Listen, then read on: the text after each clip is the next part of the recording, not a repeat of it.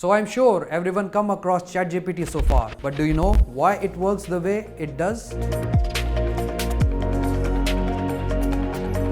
It's because the language model, which unlike the previous version, read the whole sentence and assign it an equal weightage, as opposed to those bots which only read the start. Plus, the more it speaks to people, the more it learns and corrects itself.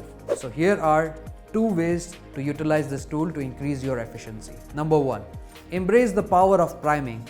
Before diving into your main questions or topic, provide a short context or a background information to set the stage. This helps ChatGPT understand the direction of the conversation and provide more specific and relevant responses. Number 2, use the history feature strategically. When doing repetitive tasks, include snippets of previous conversation history in your input.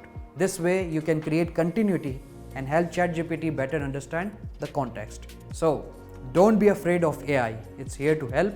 So make sure you learn the best way to utilize such powerful tools.